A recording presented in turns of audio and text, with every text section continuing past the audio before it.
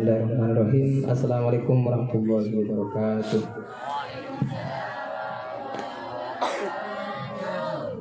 Bismillahirrahmanirrahim. Alhamdulillahirabbil alamin.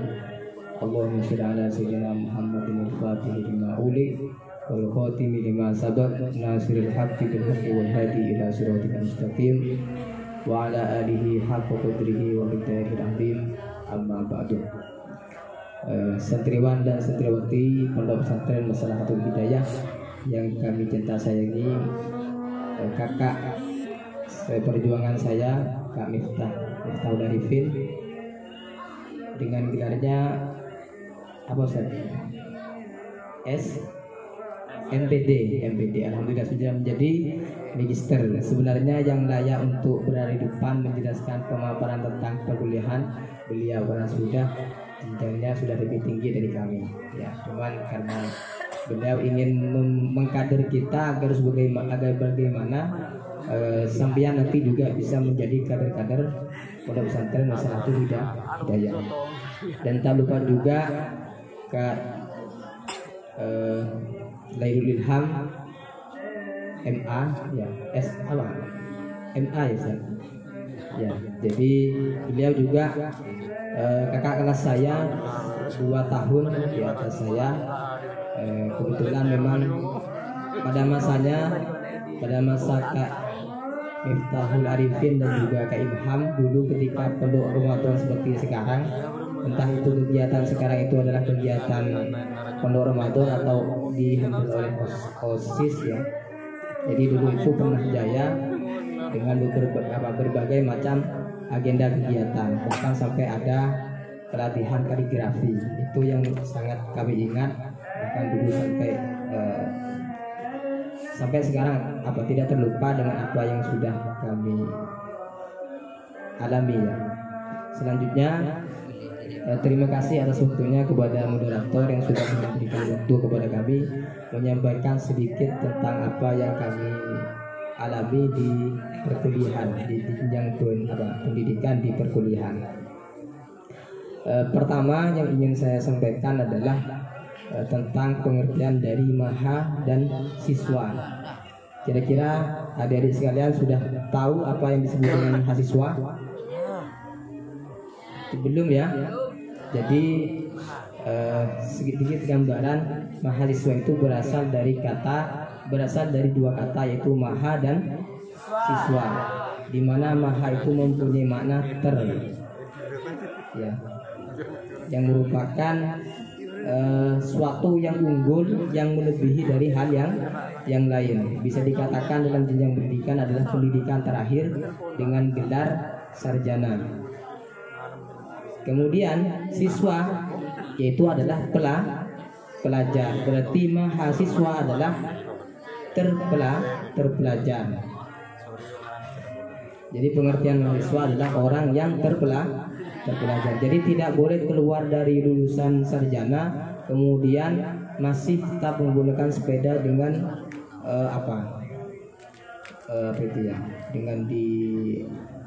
dengan suara yang keras itu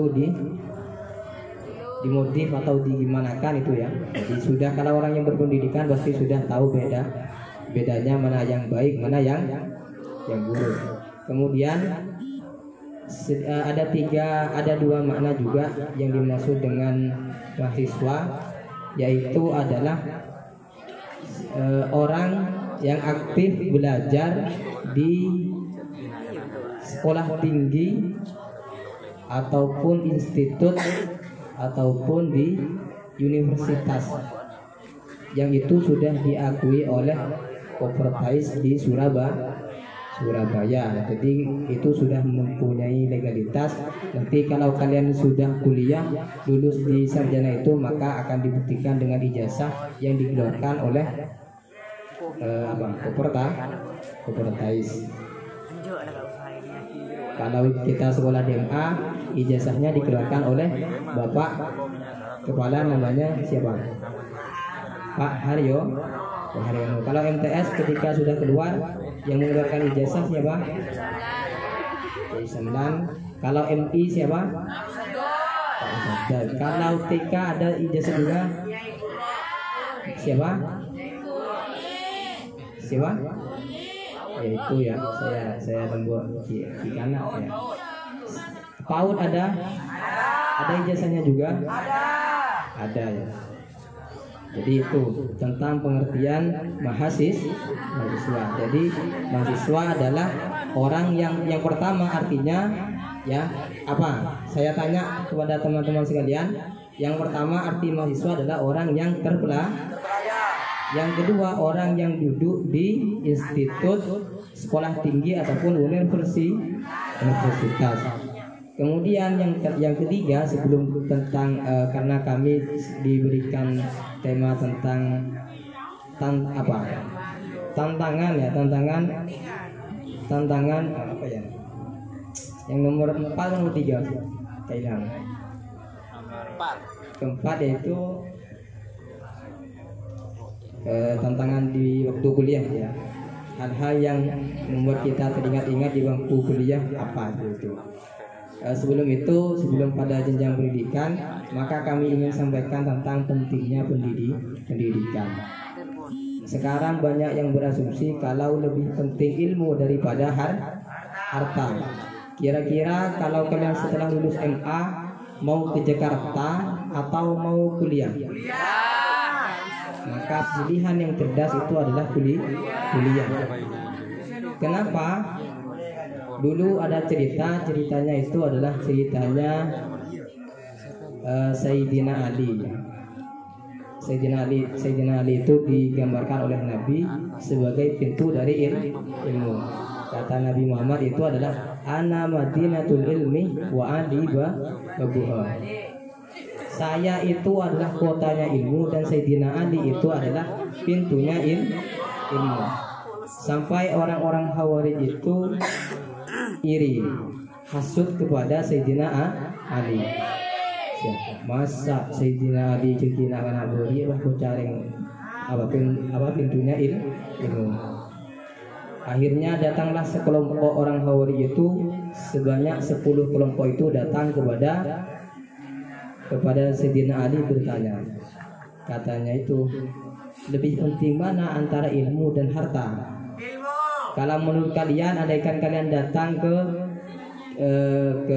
kiai misalkan, kiai lebih penting kama antara ilmu dan harta. Kemudian orang Khawarij itu menginginkan kepada Sayyidina Ali, misalkan Sayyidina Ali itu disuguhi pertanyaan dengan 10 macam pertanyaan bisa dijawab dengan berbeda-beda, maka saya yakin kalau Sayyidina Ali itu adalah memang pintunya ilmu.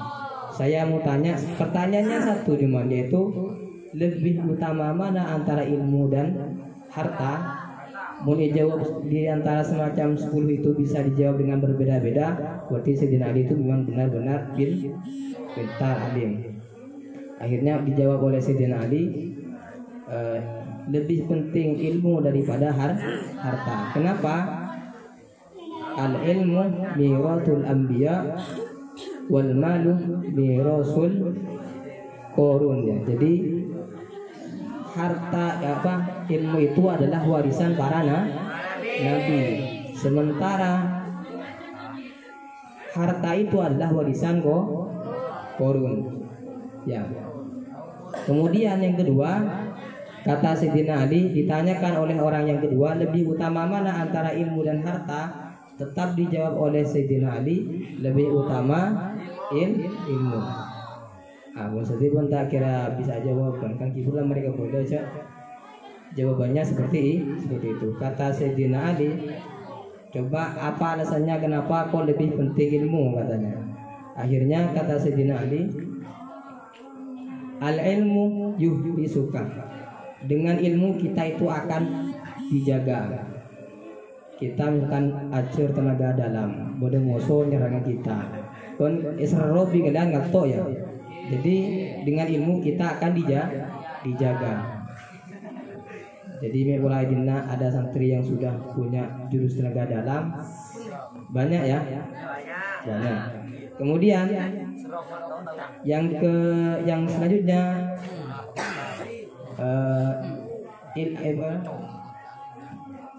lisohibil ilmi alisohibil mali aduwun kasirun. Orang yang punya banyak harta maka dia akan mempunyai musuh yang sangat banyak. Kalian rumah punya emas ada korto yang ingat binian, ingat lakian banyak besar dong letak.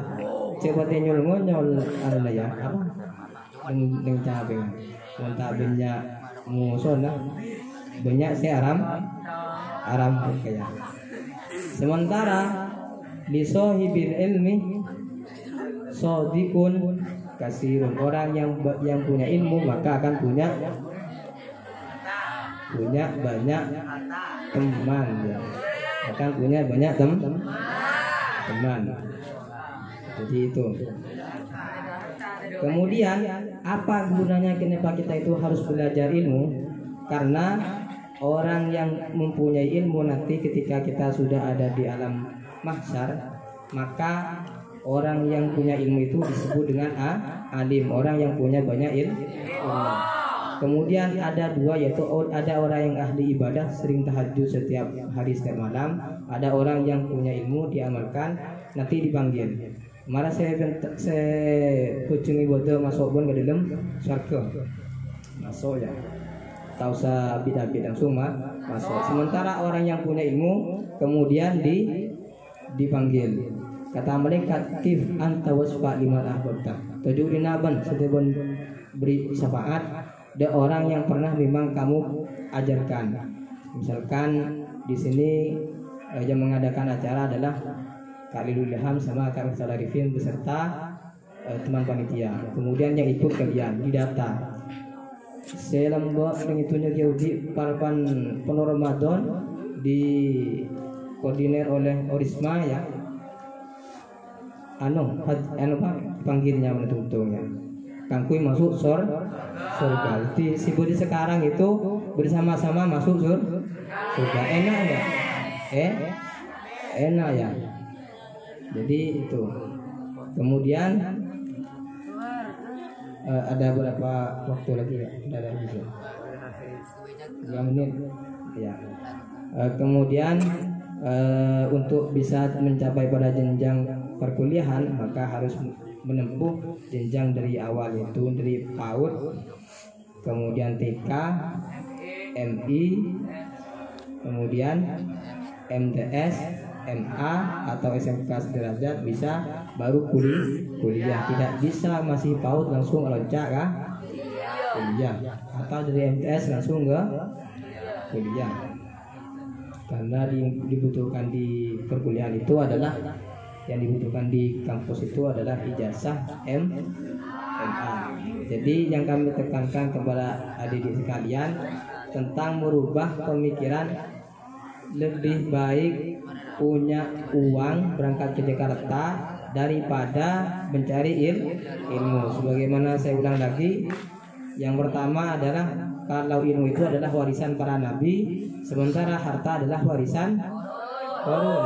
Sementara korun ditenggelamkan oleh Allah di perut bumi. Maka bila kalian memas harta korun, korun ada. Oke ya. Kemudian yang kedua, bahwasanya ilmu itu bisa menjaga kita. Sementara kalau harta, kita yang harus menjaganya. Coba kalian punya harta, punya toko di Jakarta, coba aja gak orang buka ya. Kira-kira gemet atau gimana? Gemet. Maka kalau punya ilmu gimana? Nyuruh orang aja beri kepercayaan, kemudian dikimun kor jujur dan ibadahnya lebih. Ya orang ngalebon Surabaya tak kira bengar. Akhirnya kita pun bedung. Kemudian setelah akhir bulan oleh nyaman karena punya ilmu. Jadi kalau punya ilmu kita yang akan dijaga, kalau harta kita yang harus dituntut menjaga.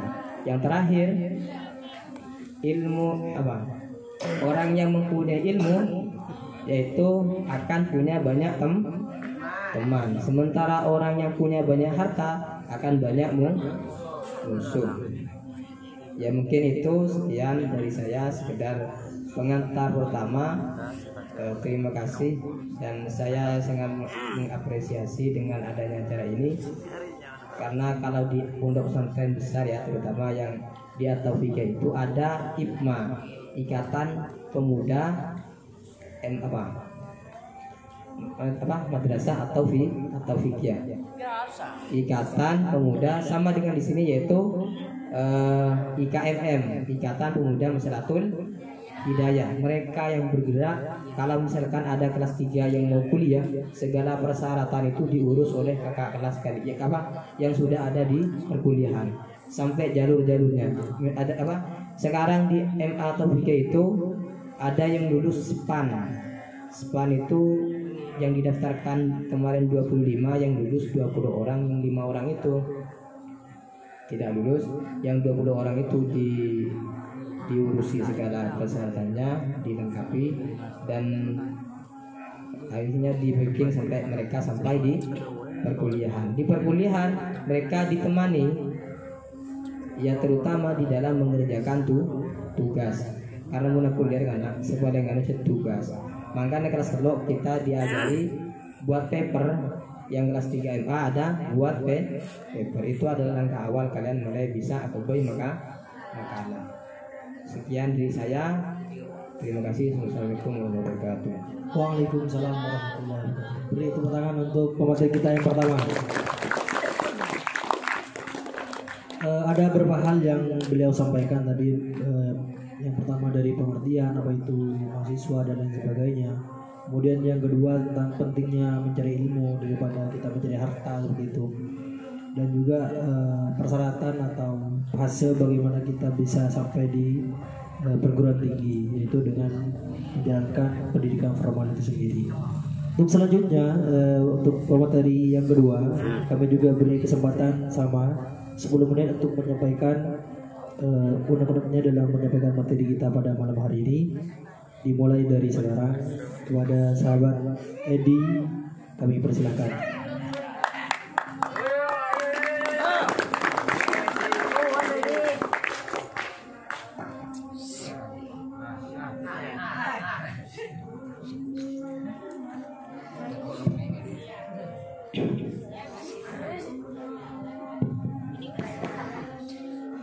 Bismillahirrahmanirrahim. Jadi benar ya kata orang, berbicara di depan orang banyak itu gak mudah. Ini bisa membuat punggung saya gemetar. Benar? Ini bisa membuat hati saya gemetar. Kayaknya ini kurang pas kalau saya nggak berdiri. Saya berdiri aja. Bapak Direktur, mohon izin. Sebelumnya, Assalamualaikum warahmatullahi wabarakatuh.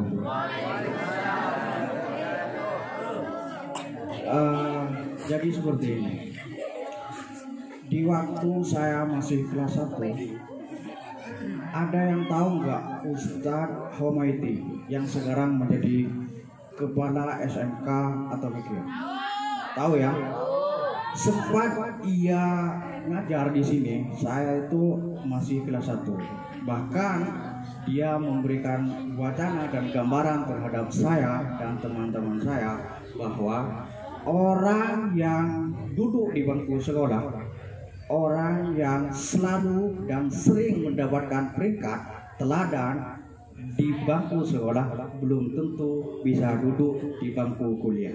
Itu kata gimana ya?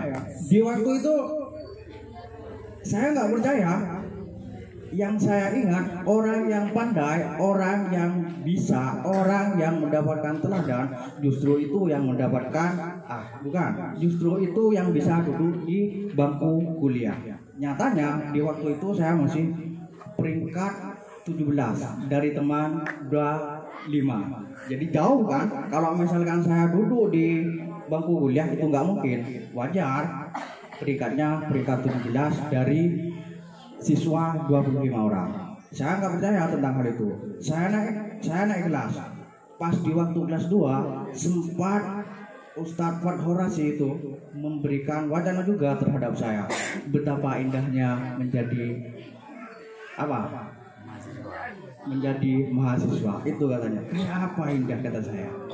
Yang indah itu yang biasanya ketika sudah memiliki baru itu indah. Belum dimiliki sudah menjadi indah, apalagi sudah dimiliki. Itu. Terus saya naik kelas. Di waktu itu kelas 3 menjalin kelas 3 saya lulus, saya mendapatkan kerepotan mau kemana saya. 3 pilihan harus dipilih. Yang pertama yaitu kerja, yang kedua yaitu nikah, dan yang ketiga kuliah. Ini khususnya yang kelas 3 mau kemana, itu yang bisa harus dipilih. Mau kerja, mau kuliah, apa mau nikah, itu harus dipilih. Jelas kan untuk yang kelas 3? Ya, itu juga pilihan terhadap saya. Pas di waktu saya kelas 3, mau kemana saya curhat sama teman. Ini saya mau kemana? Mau kerja, saya nggak mau. Mau nikah, calon sudah diambil orang. Mau kuliah, biaya nggak ada. Repot kan? Mau kemana? Masa mau tetap di mana-mana kalau misalkan hal sedemikian rupa. Memang untuk yang kelas 3 mungkin mempunyai pandangan atau sama dengan yang saya jalani di waktu kelas 3. Kemungkinan ada, khususnya yang laki-laki, umumnya semuanya. Melambat alur cerita, saya 1 tahun menjalani repot, masih mau kemana. Pada akhirnya saya tidur dan bermimpi. Bermimpi apa? Ada yang tahu? Ya karena belum dikasih tahu, ya nggak mungkin tahu. Di waktu itu saya tidur dan bermimpi suam terhadap mantan Bupati Sumedang. Siapa dia? Dia itu adalah Kirontan Sirat yang di waktu itu masih 2005 menjabat sebagai Bupati Sumedang. Pada akhirnya saya curhat kepada teman saya. Ternyata saya diajak ke sana untuk suan beneran. Ternyata pada akhirnya saya disuruh untuk melanjutkan di sana, jangan kemana-mana. Katanya, nyatanya iya. Terus dengan seiringnya waktu saya membuktikan terhadap wacana siapa?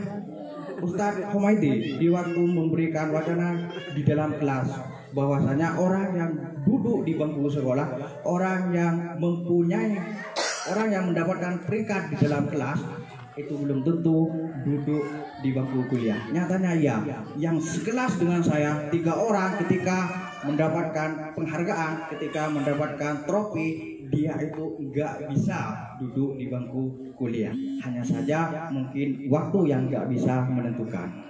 Terus beriring dengan seiringnya waktu, 2 semester berjalan,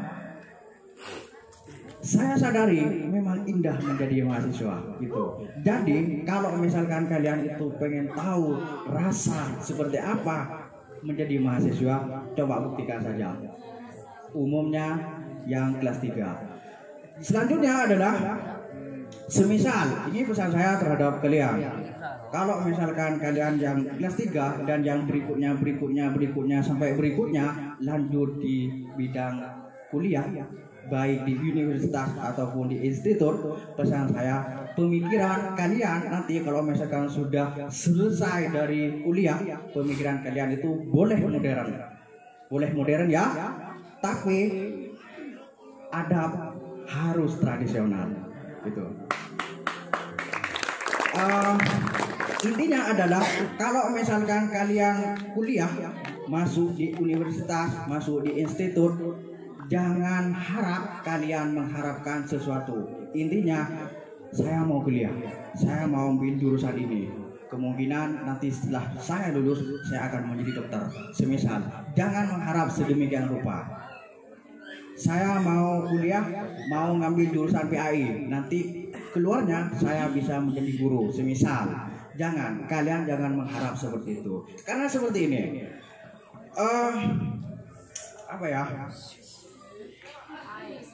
kuliah itu ibarat dengan orang yang mau menjalin hubungan. Coba saya mau tahu ini yang namanya paling depan siapa? Iya kamu. Ya kamu. Ya siapa? Siapa namanya? Siapa? Ani. Semisal. Nurul. Ya. Semisal Nurul jatuh hati sama siapa? Ya, semisal Nurul jatuh hati sama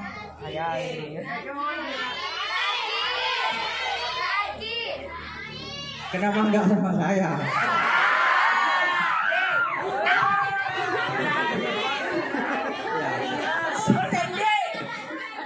Semisal Nurul jatuh hati sama siapa?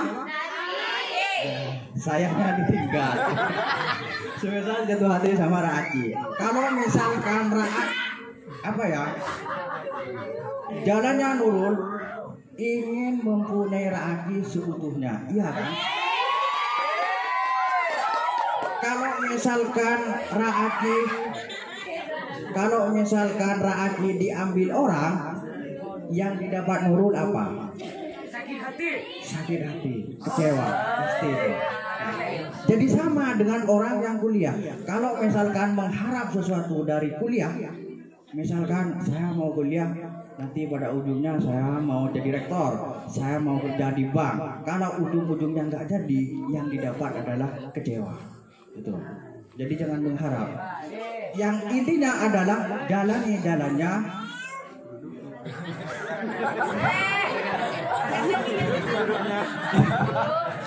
Ya, jalani jalannya, ikuti alurnya, nikmati hasilnya. Intinya adalah hasil tidak akan mengkhianati proses. Ya, mungkin sekian dari saya cukup. Mungkin sekian dari saya. Akhiran, wabillahi taufiq wal hidayah. Wassalamualaikum warahmatullahi wabarakatuh. Waalaikumsalam warahmatullahi wabarakatuh. Sekali lagi beri tepuk tangan untuk sahabat media SPD. SAG ya Pak? SAG, oke, sarjana agama. Untuk yang terakhir, kami juga beri kesempatan 10 menit untuk sahabat Faris sama juga SAG. Beliau berdua sama-sama merintis pendidikannya di Stiknis. Langsung saja kepada sahabat Faris SAG kami pasrahkan waktu dan tempat 10 menit.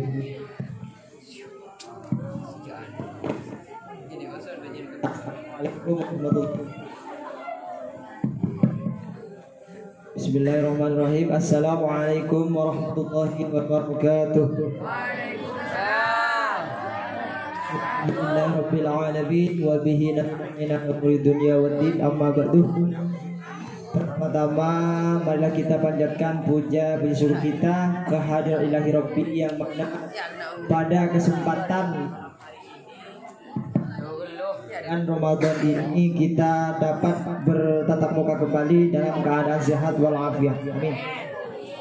Kedua kalinya salawat bertasaham semoga tetap tercurah limpahkan dan kita Nabi Muhammad Shallallahu Alaihi Wasallam yang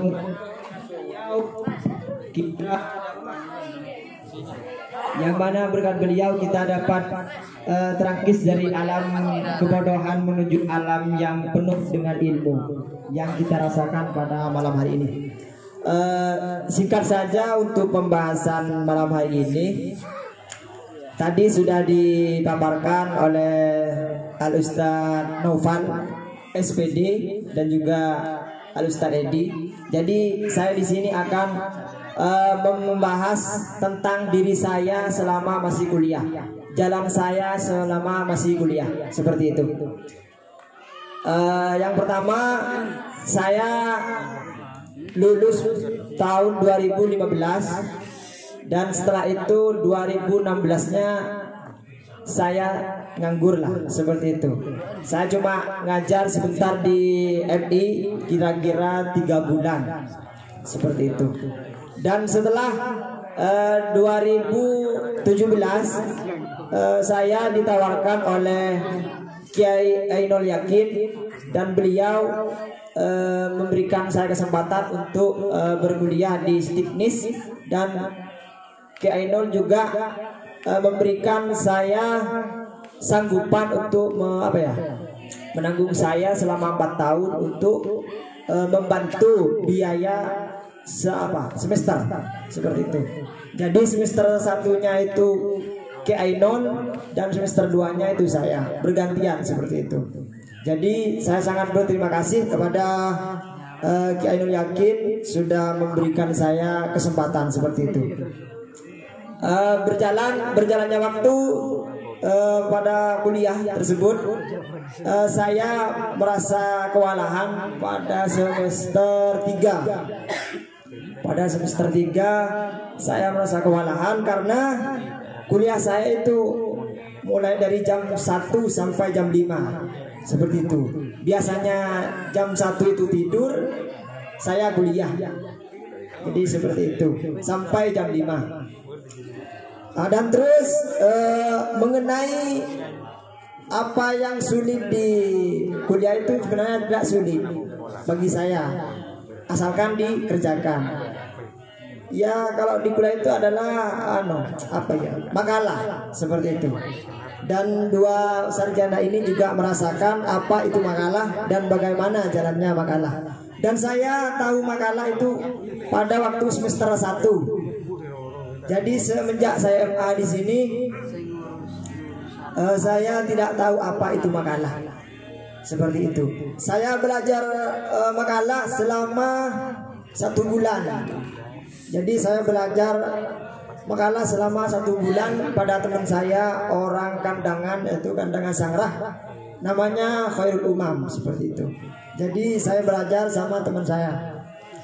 Terus berjalannya waktu sampai saya KKN, ya, sampai saya KKN selama 1 bulan di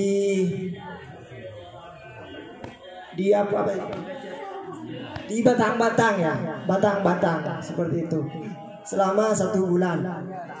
Saya tidak akan menjelaskan seperti apa yang 2 sarjana ini dijelaskan. Saya cuma mau menjelaskan atau menyampaikan apa yang saya rasakan dan apa yang saya jalankan selama 4 tahun seperti itu. Dan setelah saya KKN 3 bulan kalau nggak salah, saya mengajukan judul skripsi, mengajukan proposal skripsi, ya. Proposal skripsi yang judulnya makna doa makna doa Al-Quran menurut Quran surat Al-A'raf ayat 55 sampai 56. Jadi saya merasa kesulitan pada pertama kali karena ini beda nama. Jadi ya semenjak selama anggaplah 7 semester lah, 7 semester menjalankan makalah. Setelah itu berganti namanya yaitu proposal skripsi. Jadi saya belum tahu apa itu proposal skripsi, ya. Jadi saya mengerjakan proposal skripsi itu selama 1,5 bulan, ya. 1,5 bulan saya menghabiskan buku 30 buku saya bukan dihabiskan, ya.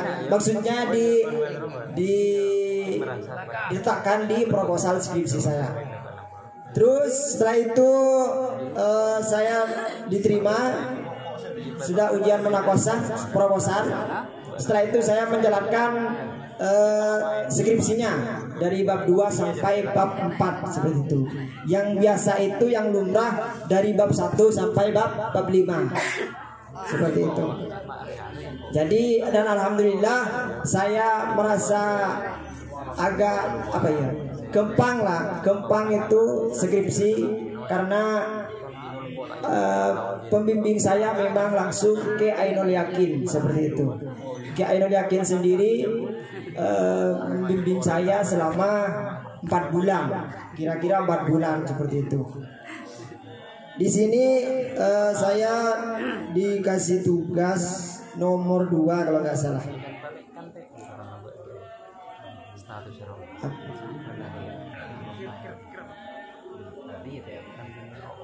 Yang nomor 2 itu bagaimana bisa kuliah dan lulus tepat waktu, seperti itu. Jadi ini mungkin bisa dikatakan yang terakhir.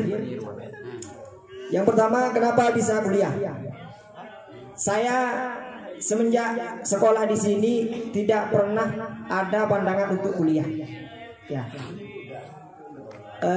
Saya di sini juga ada kegiatan kewajiban saya sendiri. Kalian sudah tahu itu apa, tapi saya mandek seperti itu. Dan alhamdulillah setelah Ki Ainul itu menawarkan di depan MTS, tepat di tikungan di ini ya, saya ditawarkan dan alhamdulillah saya nelfon orang tua ya ke rumah. Iya, tidak apa-apa, ikut masuk kuliah karena akan menambah wawasan seperti itu. Jadi saya masuk langsung di Stiknis. Dan terus yang terakhir apa tadilah? Lulus tepat waktu. Nah, mengenai lulus tepat waktu ini saya sangat kesulitan. Yang pertama biaya. Pasti biaya, di mana-mana kuliah pasti biaya seperti itu. Semenjak saya terakhir skripsi di Monakosa itu, saya pinjam uang gitu, saya sendiri 600.000. Mungkin gak terlalu mahal dibanding kakak-kakak senior seperti Kak Lailul Ilham seperti itu. Dan terus semenjak saya lulus di skripsi, saya bantu orang tua. Dan saya pulang dari sini belum balik ke pondok ini. Dan insya Allah setelah Lebaran, insya Allah saya akan kembali ke pondok ini. Insya Allah hanya 7 bulan balik ke sini. Nah terus mengenai tadi yang saya katakan terakhir itu kuliah, saya itu membantu orang tua di rumah itu jualan laos itu, ya, untuk memenuhi persyaratan wisuda. Yang wisudanya itu 11 itu, 1.100.000 seperti itu. Jadi saya membantu orang tua selama 2 bulan. Jualan laos, ragi laos itu kebutuhan, ke rubaru itu ya. Ini bukan apa ya, saya cuma bercerita tentang apa yang saya rasakan dan apa yang saya lakukan seperti itu. Mengapa saya mengatakan ini? Karena dari sarjana, 2 sarjana ini sudah menjelaskan apa itu kuliah, apa itu ilmu dan sebagainya seperti itu. Jadi saya akan menjelaskan pengalaman saya seperti itu. Saya menjalankan ajudan Laos ya. Laos itu banyak. Laos sereh itu, cerengu mononing itu, cerengu, dun jeruk itu. Dun jeruk itu kan punya duri. Nah, iya. Dun jeruk itu punya duri. Saya juga membantu orang tua saya. Saya sempat 1 malam itu membantu orang tua membersihkan Laos. Laosnya itu ada 10 sok itu, sak itu. Dan alhamdulillah orang tua saya tidak merepotkan saudara saya yang ada di Bali sekarang gitu. Nah, setelah itu udah bayar ke kampus, ternyata uang semester saya masih kurang. Kenapa bisa kurang? Mohon maaf sekali lagi ya, karena yang mulia Ki Ainul itu tidak menyetor seperti itu. Saya bukan menyalahkan ini ya, tapi Ki Ainul pada waktu itu mempunyai apa ya? Keberaan ya, keberaan, mempunyai keberaan, punya hutang sama orang itu 30 juta. Mempunyai hutang sama orang 30 juta, polanah mailang kajuh tempor itu, pereng tempor itu. Nah, terus setelah itu orang tua saya bilang sama saya, loh kok masih kurang? Jadi saya mencari uang ya, nanya sama saudara saya tanpa kasih tahu sama orang tua saya, Kak, kok kurang bese 1.100.000.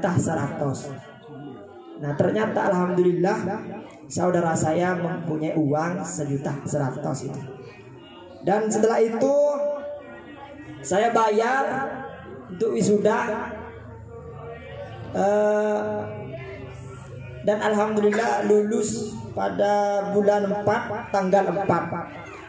Bulan 4 tanggal 4 saya lulus, dan alhamdulillah saya menjadi wisuda terbaik nomor 2. Alhamdulillah saya juga bersyukur karena orang tua saya ini memang orang tidak punya seperti itu. Dan saya yakin dari semua senior ini bukan insya Allah sebagian bukan dari orang punya seperti itu. Saya yakin itu. Jadi yang pertama itu kembali kepada niat dan keinginan untuk kuliah. Ya mungkin hanya ini yang bisa saya sampaikan. Ya yang terakhir, paling akhir nih ya, saya sangat berterima kasih kepada Yang Mulia Ki Ainul Yakin karena sudah bisa membentuk saya saat ini, sudah bisa sarjana. Dan saya tidak sangka bisa bareng sama Al Ustadz Edi. Al Ustadz ini Edi adalah kakak kelas saya ya. Baik di MA dan juga di Stiknes seperti itu. Dan Al Ustadz Edi mungkin nunggak 1 tahun. Nunggak 1 tahun di perkuliahan. Dan alhamdulillah ya intinya saya sangat bersyukur lah. Sangat bersyukur karena saya bisa jadi sarjana SAG lah, mungkin seperti itu. Dan juga saya juga berterima kasih kepada pihak ya pengasuh. Dan mohon maaf untuk teman-teman semuanya karena saya di sini tidak menyampaikan apa itu kuliah, apa itu ilmu. Ya, saya cuma menjelaskan apa pengalaman saya saja. Karena dari Al Ustadz Lailul tadi kemarin bilang apa yang bisa sampean sampaikan maka sampaikanlah. Seperti itu. Jadi saya menyampaikan apa yang saya lakukan dan apa yang saya niatkan seperti itu. Terima kasih untuk waktunya malam hari ini. Maaf karena saya kurang sehat ya. Karena saya sudah mulai sejak awal bulan Ramadan saya menjadi imam tarawih seperti itu. Jadi seperti inilah suara saya. Karena di tarawih itu pasti suaranya keras, cepat, juga gerakannya cepat seperti itu. Ya. Terima kasih waktunya. Assalamualaikum warahmatullahi wabarakatuh. Waalaikumsalam.